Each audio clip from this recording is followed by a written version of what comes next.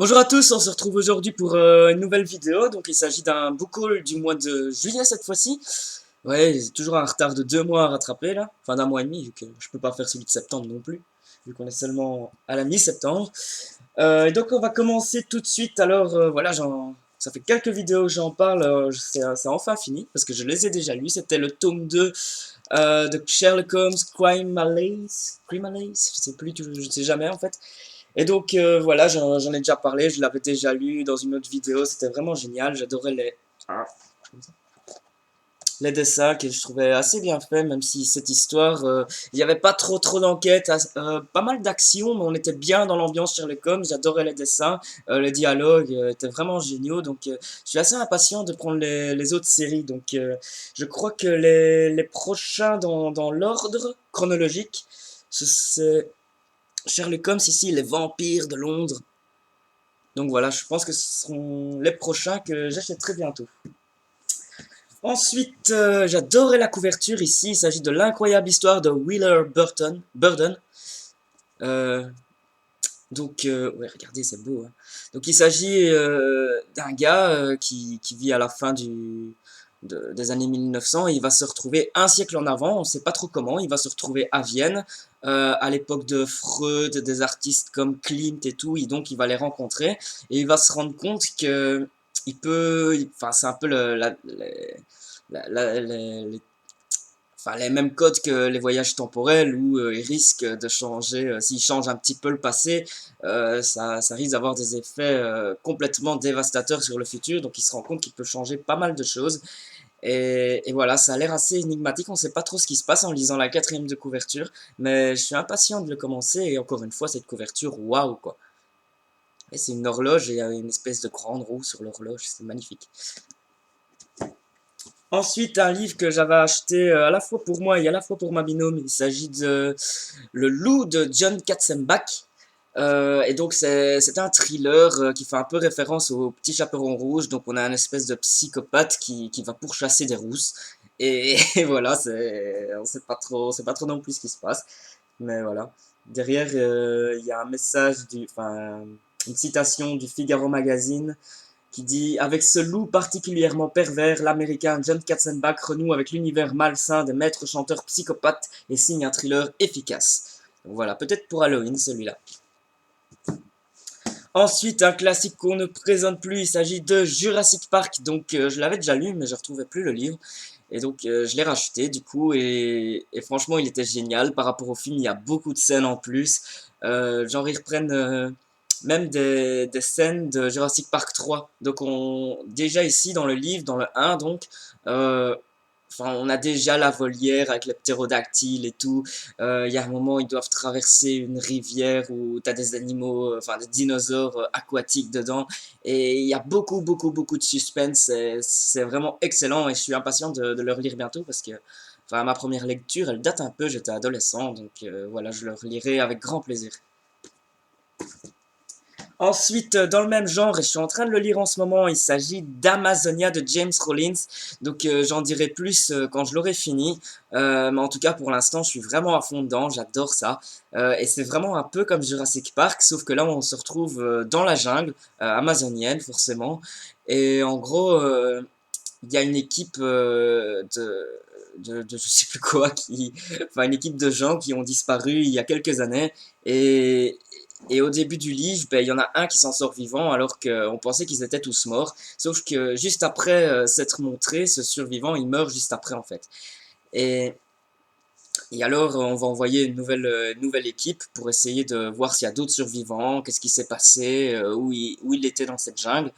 Et on sait qu'il y a aussi des équipes pharmaceutiques qui étaient là pendant pas mal de temps dans la jungle et ils ont fait quelques conneries et les animaux n'en sont pas restés indemnes, on va dire. Et donc il y a une nouvelle équipe qui va mener l'enquête avec des rangers et tout ça pour assurer leur sécurité. Donc il y a une équipe de scientifiques, t'as un biologiste, il y a un peu de tout en fait, il y a un docteur, il y a un peu de tout. Et ils vont rapidement se rendre compte que les animaux de la jungle sont pas vraiment pareils, ils sont assez hostiles et ils vont se faire un peu pourchasser pendant tout le long du livre. Donc c'est vraiment une course-poursuite tout le long du bouquin. Franchement, c'est à couper le souffle. On dirait vraiment du Jurassic Park, mais franchement, c'est waouh. c'est coup de poing, quoi. Il se passe des choses tout le temps, ils arrêtent pas de courir, c'est le bordel. Et j'adore. Franchement, j'espère en parler très très vite. Et je vais essayer de le finir assez vite parce que je n'ai pas trop lu ces derniers temps. Mais je compte y remettre.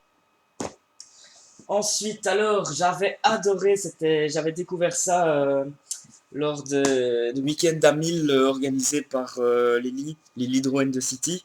Et j'avais adoré le premier tome, et donc j'ai acheté les 5 tomes suivants de la guerre des clans. Donc c'est cette histoire de chat sauvage qu'on retrouve dans la forêt où ils sont divisés en 4 clans. Et donc ils se disputent un peu les territoires, il se passe plein de choses, il y a des alliances, des trahisons, des morts. Franchement, j'avais adoré ce premier tome et je sens que je vais adorer la suite. Donc là, il s'agit seulement du premier cycle, hein. Je crois que pour l'instant, il y a 4 cycles. Et, et franchement, j'adore. Le seul bémol, c'est que je les ai achetés donc en juillet. Et depuis, ils ont fait des nouvelles couvertures. Et les nouvelles couvertures sont magnifiques. Et franchement, je les regrette de les avoir achetées maintenant parce que les nouvelles couvertures sont juste trop trop belles, quoi. Donc, j'ai retrouvé le ticket de caisse et je vais essayer d'aller les échanger. J'espère que ça va fonctionner parce que franchement, ça me fait un peu râler d'avoir cette vieille édition. Et voilà, je vais voir ce que je peux faire. Ensuite, toujours dans le thème jungle, après Amazonia et Jurassic Park, ouais, Jurassic Park, on va dire que c'est un peu jungle, hein. Le codex de Douglas Preston. Et donc là aussi, il s'agit de... Je crois qu'il y a aussi un truc de pharmacie, là.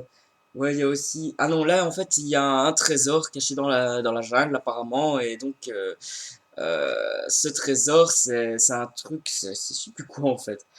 Ce serait un manuscrit maya qui pourrait aider l'industrie pharmaceutique, donc voilà, c'est pas très clair. Et donc, il y a plusieurs groupes qui vont essayer enfin, qui vont pénétrer dans la jungle et essayer de trouver, donc c'est une chasse au trésor, qui vont essayer de trouver ce codex, ce fameux codex. Et voilà, c'est un peu un thriller à la Indiana Jones, on va dire. Enfin, ça ressemble plus ou moins un peu à ça. Et donc voilà, pourquoi pas après Amazonia, ça pourrait bien le faire. Et toujours pour terminer ce thème jungle, parce que ouais, je sais pas, je suis dans un trip jungle pour l'instant. Un classique, le livre de la jungle de Rudyard Kipling, ben je l'ai jamais lu et il est temps de le lire, non? Je sais pas si vous l'avez déjà lu, si vous l'avez aimé, s'il ressemble au dessin animé ou pas. En tout cas, je suis bien impatient de le lire celui-là. Ensuite, parce qu'ils sortaient à un rythme effréné, j'ai décidé de tous les prendre en même temps, comme ça, je vais être tranquille avec ça pour un moment. Il s'agit des tomes 3, 4. Ah, mais ils sont super gros. Et 5 que j'arrive même pas à prendre en une main. Vous avez vu ce bazar? 5 de... Regardez ça comme il est géant, quoi. De la série Outlander, dont j'avais déjà lu les premiers tomes. Et je les lis en lecture commune avec ma binôme Johanna. D'ailleurs, c'est quand qu'on démarre le tome 3 là? Il y a un peu de temps là, non? Ensuite, Red Rising. Euh, voilà, c'est ma binôme encore, Johanna, qui m'a un peu tenté à le lire. Elle l'avait trouvé un peu compliqué, mais je pense pas qu'elle l'avait trouvé mauvais non plus. Alors derrière, ils mettent quoi? Le meilleur roman de 2014 par les lecteurs de Goodreads, BuzzFeed. Donc voilà, j'en ai vu, je l'ai vu sur pas mal de blogs celui-là. Et donc je sais pas trop quand je vais le commencer, mais ce sera pas pour tout de suite. À mon avis, c'est quand le tome 2 va sortir que je vais peut-être le commencer.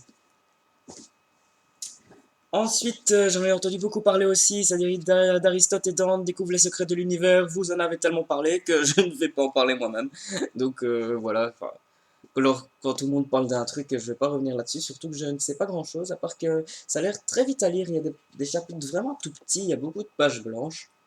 Donc celui-là, il doit aller vraiment vite. Ensuite, Night School tome 3, alors que j'ai toujours pas eu le 1, mais celui-là, on dirait qu'on peut le lire pendant l'hiver. Le tome 2 avait une couverture assez automnale. Et voilà, je pense, je bégaye maintenant. Je pense lire le tome 1 assez rapidement parce que je l'ai mis dans mon programme pour septembre, mais j'ai un peu de retard, donc je vais essayer de récupérer mon retard pour commencer le tome 1 très très vite, pouvoir enchaîner sur le tome 2 et me garder celui-là pour l'hiver, parce que voilà, je trouve la couverture très très belle aussi. Donc il s'agit de Night School, le tome 3, Rupture. Ne perdez pas votre sang-froid. Bah non, hein, pourquoi on le perdrait, hein? Ensuite, bah oui, mais ça aussi, on en parle partout. Phobos de Victor Dixon. Il est trop tard pour regretter. Bah oui, il est trop tard pour regretter vu qu'il est acheté. Donc, six prétendantes, six prétendants, 6 minutes pour se rencontrer, l'éternité pour s'aimer. Waouh, quelle belle phrase. Quelle belle citation. Donc, il s'est. Voilà, Phobos, c'est une très belle couverture aussi, mais ça aussi, vous en avez pas mal parlé. Donc, j'en parlerai seulement quand je l'aurai lu. Et je pense que ce sera pour bientôt. Et ensuite, je reviens une fois sur, parce que c'était mon anniversaire en août, mais je les avais reçus en juillet. Donc, c'était un cadeau, un petit swap avec ma binôme. Donc, il s'agissait de Bernard Minier, N'éteins pas la lumière. D'ailleurs, je dois bientôt lire Le Cercle, parce que ceux-là, je les lis dans l'ordre. Donc, j'avais déjà lu Glacé avec Johanna et Céline de Céline Book Passion. Enfin, c'est plus Céline Book Passion maintenant, c'est Céline et Tribulations d'une vie, je crois. Ouais, c'est ça. Donc, voilà, on avait adoré Glacé. Euh, on, on faut enchaîner maintenant sur le cercle et j'ai déjà le suivant, donc c'est très bien. Pour cela, je suis rodé. Et ensuite, j'avais reçu aussi Karine Gibel, mon premier Karine Gibel. Donc il s'agit de deux nouvelles, Les Maîtres du Jeu. Je les ai déjà lues, j'en ai déjà parlé dans un update lecture, mais franchement, j'ai adoré pour un premier Karine Gibel. Même si ce sont des nouvelles, franchement, ça m'avait vraiment renoué avec les nouvelles. J'avais adoré autant l'une que l'autre et je suis bien parti pour commencer les romans maintenant. Mais je les ai pas encore. Et ensuite, là aussi, on en parle partout. Ma binôme, elle avait adoré. C'était vraiment son coup de cœur. Il s'agit d'E Book of Ivy. Et je sais toujours pas quand je vais le lire. Ah, ici, il me semble que. Ah non. Je sais plus. Je sais que j'avais une lecture commune de prévu, mais j'ai oublié. Mais j'ai noté ça dans mon programme. Donc voilà, si la lecture commune c'était avec toi, toi qui me regardes, ben t'inquiète, je l'ai noté, y a pas de souci. Allez. Là-dessus, voilà, j'ai terminé ce quand même un gros book haul. Celui de août sera vraiment trop, tout petit. J'ai vraiment quasi rien à part encore deux cadeaux de Johanna. Mais sinon, j'ai deux, trois achats, pas plus, quoi. Donc il sera vraiment tout petit. Et je pense faire quelques tags ici. Il y aura notamment aussi, oui, le retour de la roue de la lecture, cette fameuse donc il y a la boucle jar, mais là j'ai envie de dire la boucle wheel pour la roue quoi. Parce que je vais ressortir mon plateau de fromage pour choisir mes bouquins pour Halloween. Il y a un peu de tout, il y a des chairs de poule, il y a des froids dans le dos. J'ai vraiment envie de reparler de ces séries qui sortaient quand j'étais adolescent, quand j'avais même moins que 12 13 ans, quoi. C'était, ouais, plus ou moins l'âge que j'avais. Quand il y avait les chairs de poule, froid dans le dos, paranormal, ces petits bouquins d'horreur qu'on s'arrachait à l'époque, on adorait ça. C'était avant que sorte Harry Potter, des trucs comme ça. C'était des séries de livres fantastiques, horreur, mais gentillets, vu que c'était pour les gosses. Et ils sortaient à raison de un bouquin par mois. Tous les mois, on courait à la librairie pour aller chercher le nouveau. Franchement, c'était une bonne époque.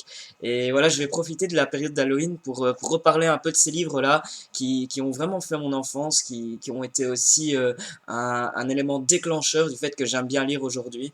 Euh, voilà, je reparlerai de tout ça, j'ai vraiment envie de revenir sur cette époque et je pense que ça va rythmer le mois d'octobre, en tout cas dans mes vidéos. Et voilà, si vous aussi, hein, si vous avez lu ces livres-là, si vous avez lu ces séries, il y avait Fais-moi peur aussi, je sais plus ce qu'il y avait d'autres, ils sortaient même en série télé, donc si vous avez lu tout ça, si vous avez été un peu dans cette période, ben, n'hésitez pas à en parler, et voilà, on en discutera ensemble, parce que franchement, c'était waouh, à l'époque, j'étais fou de tout ça, et c'est vraiment avec un peu de nostalgie que je vais retomber là-dedans pendant ce mois d'octobre pour Halloween. Donc il y a pas mal de trucs prévus. Donc il y a ça, il y a le plateau de fromage, la roue de la lecture que je vais ressortir pour choisir mes bouquins. C'est tout bientôt dans une nouvelle vidéo. Donc on va vraiment être là-dedans. Et d'ici là, je vous dis bah, à bientôt. Ciao, ciao.